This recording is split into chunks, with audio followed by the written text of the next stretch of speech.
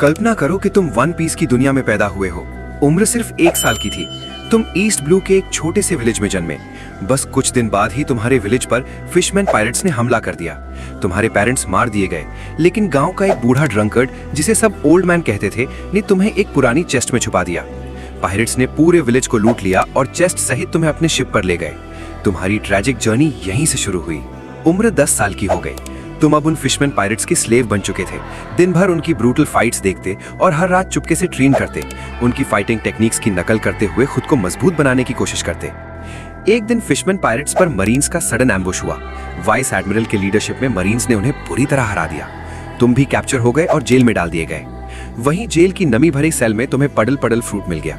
तुमने उसे खा लिया और अपनी नई पावर से जेल से एस्केप कर गए। उम्र 15 साल। अब तुमने एक कॉम्पिटेंट क्रू इकट्ठा कर लिया था।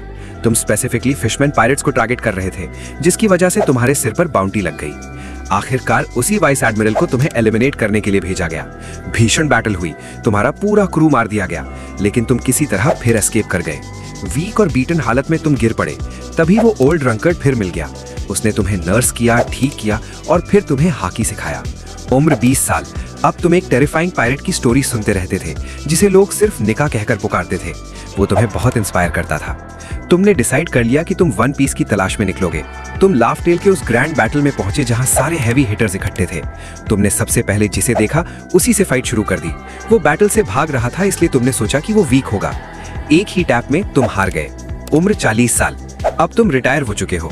अब तुम विलेजेस में घूमकर अपनी ग्रैंड एडवेंचर की टेल सुनाते हो। तुम्हारी सबसे फेवरेट स्टोरी वो वाली है जब तुमने एक पावरफुल पायरेट क्रू के कमांडर से डायरेक्ट क्लैश किया था।